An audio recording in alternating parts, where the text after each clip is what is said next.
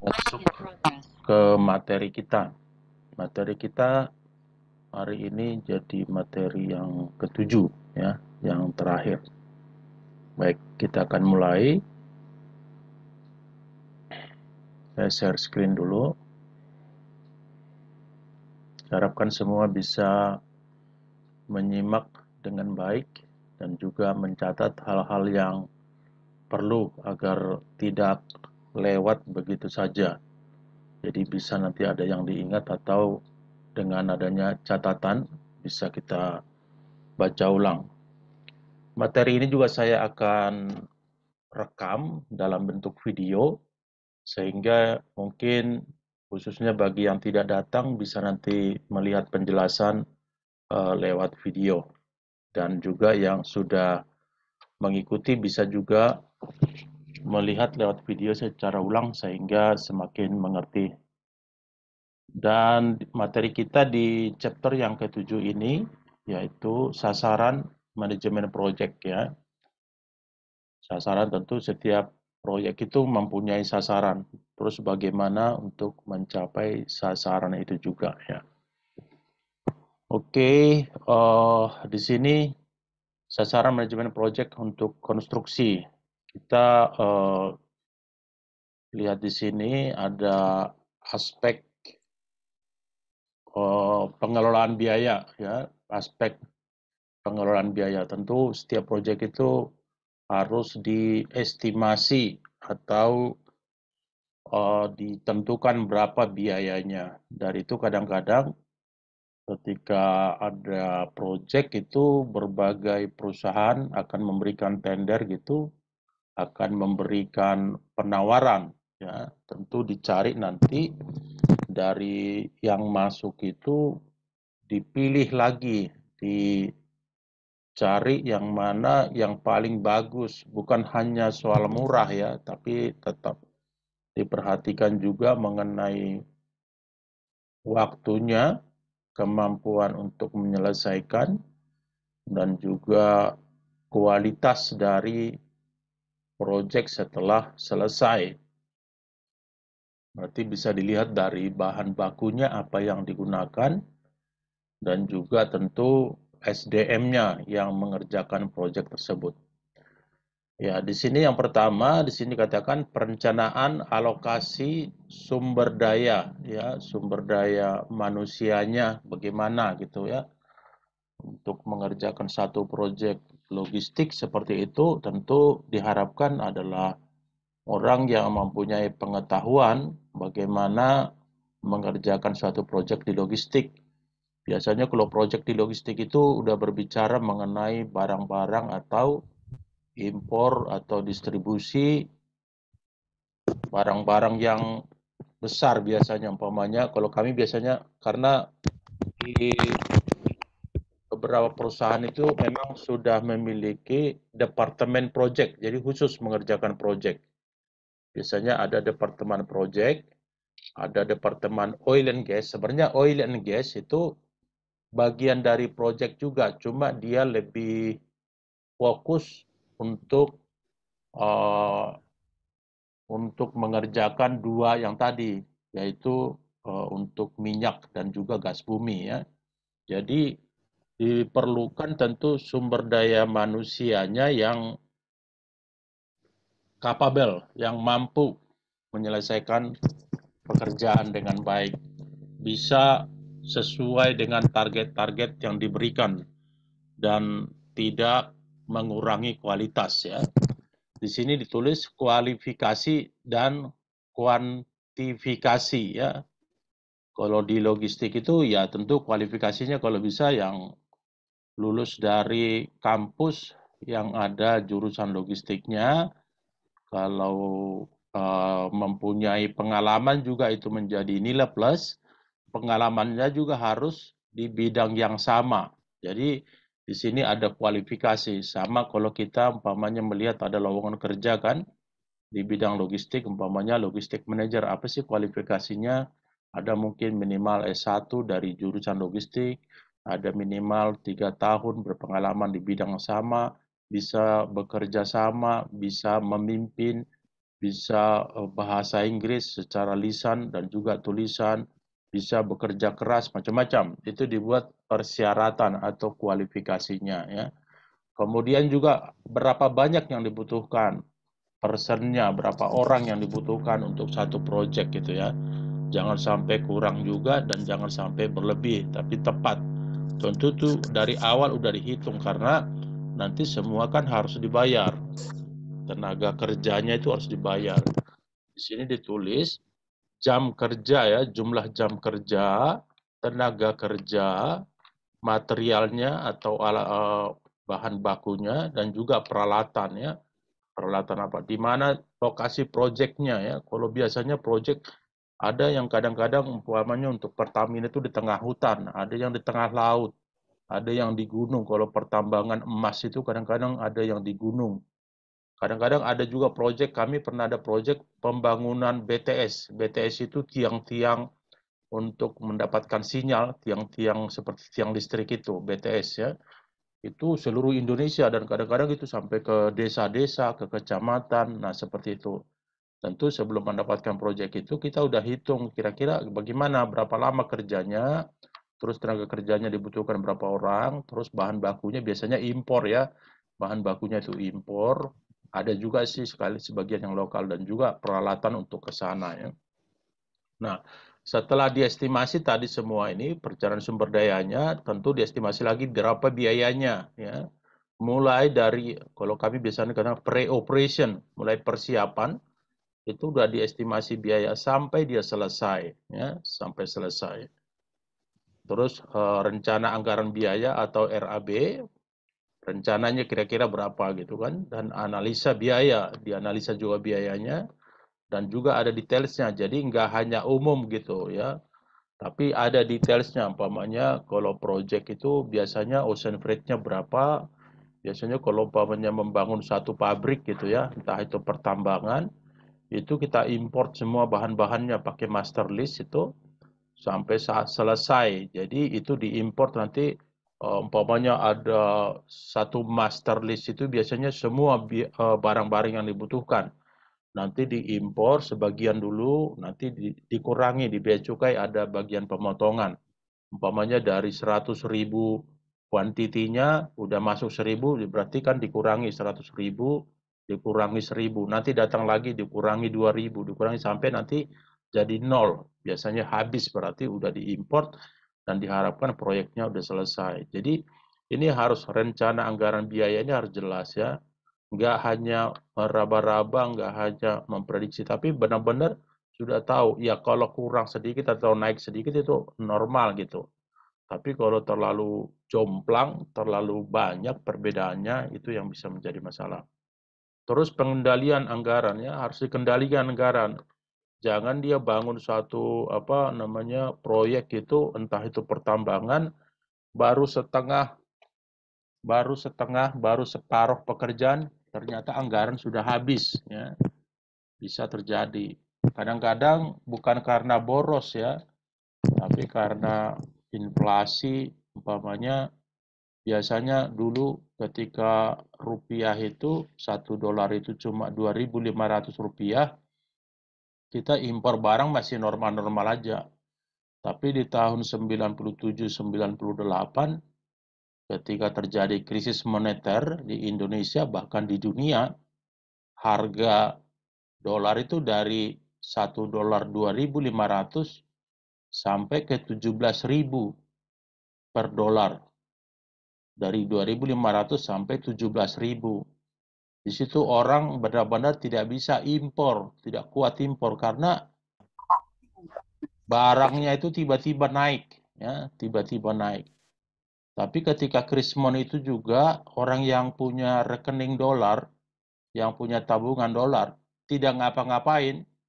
Umpamanya dia punya di dolar itu $1.000 gitu, biasanya hanya dikali 2.500, tiba-tiba dikali 17.000 ya, karena exchange rate, perbedaan rate atau rate of exchange, ROE, atau exchange rate. Itu bisa. Nah, di sini juga di project juga bisa project mangkrak itu karena yaitu bisa juga karena perbedaan rate tadi karena inflasi dan lain-lain yang sangat mempengaruhi, kecuali kita membeli dalam mata uang rupiah lokal seperti itu. Jadi dulu ekspor sangat menguntungkan, ya. Ekspor saya masih ingat itu ekspor dari Cirebon itu banyak ekspor rotan itu karena kenapa menguntungkan? Karena di sini bahan bakunya itu dibeli dalam rupiah, ya. Bahan baku dibeli dengan rupiah, gaji karyawan dibayar dengan rupiah. Tapi ketika dia ekspor dibayar dengan US dollar itu langsung keuntungannya itu bisa 8 kali lipat, ya. Hanya karena perbedaan exchange rate. Kenapa saya bilang 8 kali lipat? Biasanya umpamanya 2.500 $1, tiba-tiba udah hampir 18.000, udah hampir 17.000, bukan hanya 8 kali lipat lebih malah, ya. Itu ya karena inflasi, karena sesuatu. Jadi setiap kondisi sejelek apapun itu kadang-kadang di baliknya itu ada orang-orang yang beruntung gitu, ada orang-orang yang tidak ngapa-ngapain tapi bisa beruntung. Tadi kalau dia punya tabungan rekening dalam dolar, tiba-tiba ada kenaikan dolar itu dia menjadi untung. Jadi pengendalian, perlu dikendalikan anggaran. Jangan diboroskan juga, ya.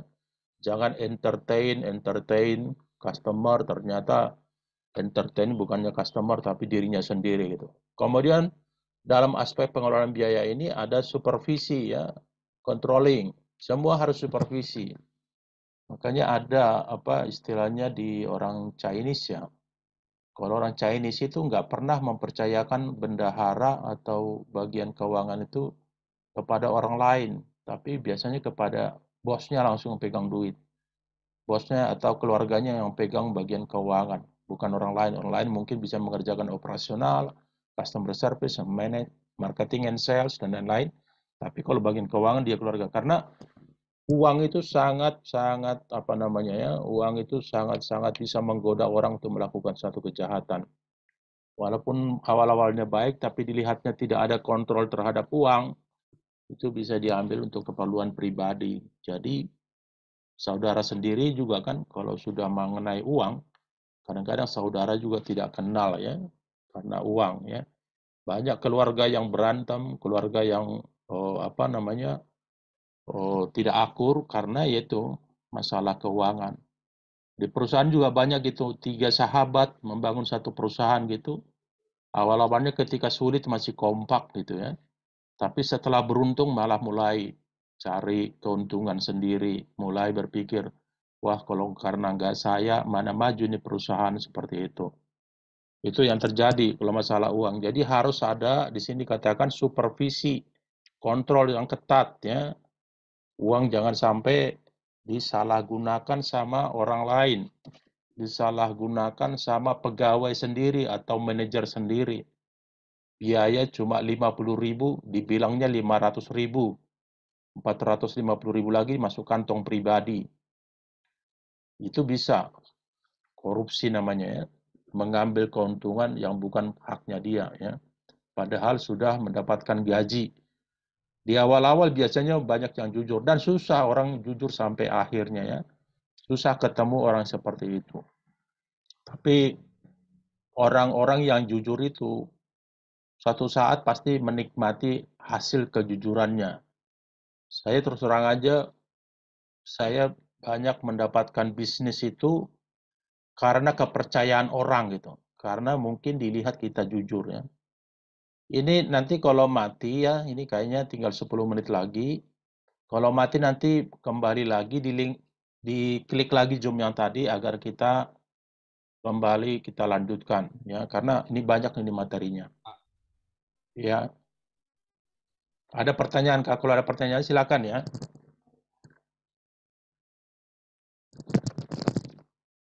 Masih bisa dengar, ya? Coba. Bisa, Pak. Oke, kita lanjutkan. Kita masuk ke materi. Tadi kan aspek biaya, ya. Sekarang aspek pengelolaan mutu. Mutu. Yang bermutu itu pasti dicari, ya. Bermutu. Asal mutunya itu bukan mutu bohong-bohongan, ya. Memang itu paralel, mutu dengan harga, itu paralel. Kalau memberikan mutu yang bagus ya harganya. Kita tahu seperti sepatu Adidas itu lebih mahal dari sepatu Bata di beberapa item gitu ya. Lebih mahal dari sepatu-sepatu yang biasa gitu. Tapi tetap dicari orang ya yang bermutu. Tentu kita di logistik, di project juga seperti itu. Kita cari mutu. Saya itu berpengalaman 30 tahun di logistik. Saya ingat karyawan saya ingat anak buah saya, siapa yang bermutu. Kalau dia udah keluar, itu saya cari lagi.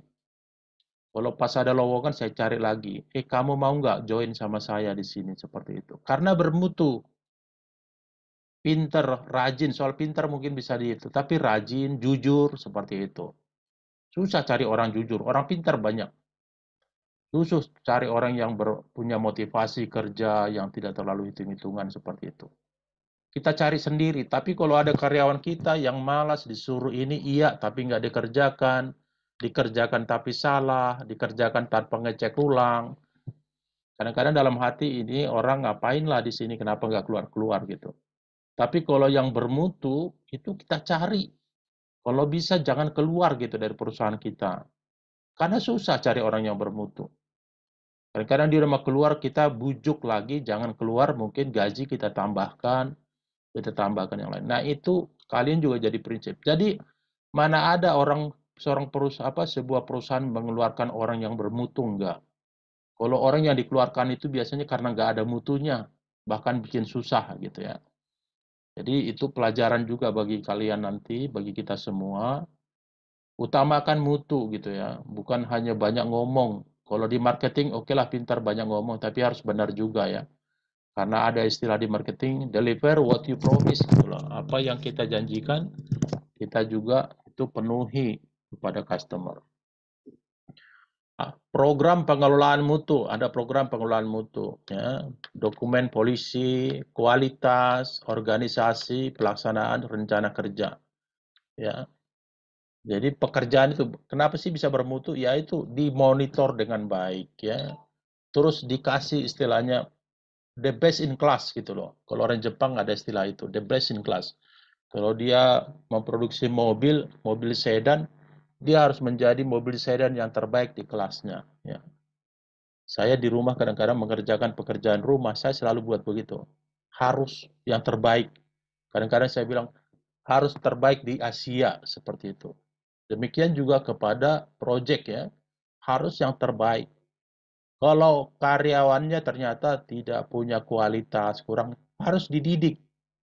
Diberikan pendidikan, diberikan pelatihan, bahkan ada yang disekolahkan agar dia menjadi berkualitas, agar bisa nanti menghandle setiap pekerjaan. Kalau ada problem, dia menjadi problem solving. Tidak harus disuruh-suruh, tapi proaktif. Ya. Kami bilang itu proaktif atau jemput bola. Tidak harus disuruh, baru ya gitu ya. Kalau nggak tahu, bertanya gitu. Jangan malu bertanya. Ada istilah malu bertanya sesak di jalan. Ya iya, benar. Kalau kita udah nggak tahu, ya udah. Jangan malu bahwa kita nggak tahu. Mana ada orang yang bisa langsung tahu. Semua harus dipelajari. Jadi, filsuf aja yang kita bilang smart. Itu juga awalnya kan belajar juga. Membaca banyak buku. Melihat pengalaman orang lain menjadi pelajaran yang berharga.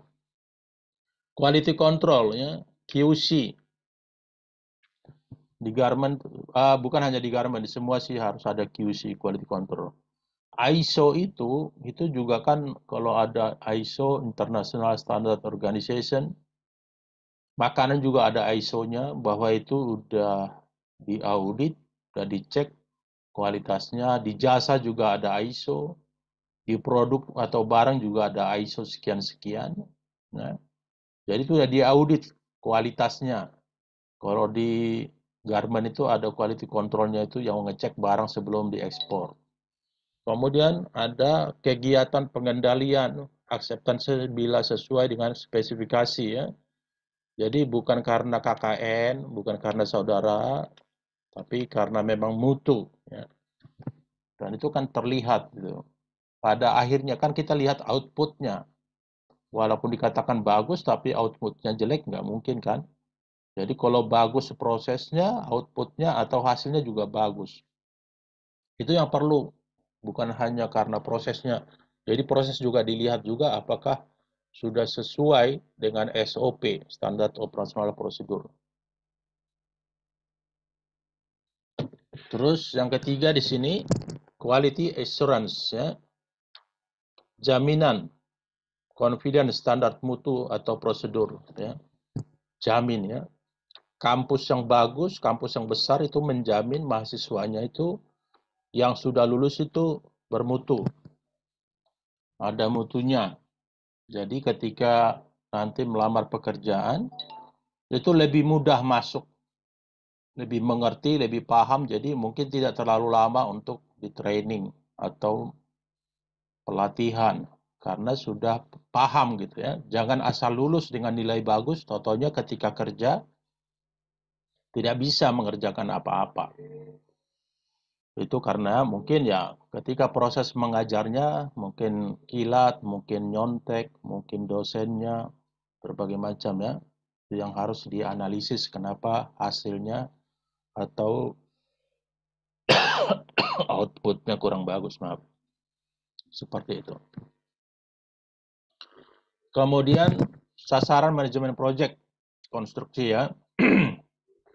Tadi biaya sudah, terus mutu sudah, waktu ya, jangan molor. Membuat proyek molor gitu ya. Biasanya itu ada deadline-nya. Pertama, identifikasi item pekerjaan, apa saja pekerjaan gitu kan. Harus sampai on details gitu ya. Jangan kelihatannya hal kecil terus diabaikan, tidak boleh ya. Ada cerita kan bahwa orang itu kalau berjalan, orang yang berjalan itu terantuk bukan karena batu besar ya, tapi karena batu kecil. Kalau kita jalan ada batu besar pasti kita menyingkir ya. Tapi kalau kita jalan tidak terlihat samar, batu kecil itu membuat orang terjebak, bisa jatuh. Kalau kita daki gunung itu bisa meninggal gitu. Hal sepele. Kalau besar udah langsung. Nah, di bisnis atau di proyek juga seperti itu. Jangan menyepelekan hal-hal kecil ya. Kelihatannya kecil, tapi itu merupakan bagian dari sesuatu yang besar. Dari itu jangan hanya memperdulikan yang besar-besar saja, tapi yang kecil itu, karena api juga kecil dulu baru bisa besar, bahkan bisa membakar sebuah kota. Itu dari mungkin api korek api yang kecil saja gitu. Ya, nanti 1 menit lagi ini akan habis, nanti kita sambung lagi. Jadi kalau pas mati nanti kita sambung lagi. Jadi itu perlu ya bagi setiap apa, entah itu pimpinan atau apa yang lain, itu harus memperhatikan yang tadi. Hal-hal kecil juga perlu. Jangan sampai hal kecil itu yang membuat perusahaan bisa menjadi tidak bagus di mata konsumen atau customer. Di sini tulis daftar kegiatan proyek apa aja, work di breakdown strukturnya, di detailsnya itu. Pamannya, oh ekspor apa aja sih? Nah, ekspor itu ada custom clearance, ada pengambilan kontainer, ada pembuatan dokumen, ada pengiriman barang, ada staffing, ada pembuat barang seperti itu, ada penarikan lolo dan segala macam. Jadi harus detail di situ ya. Kemudian penyusunan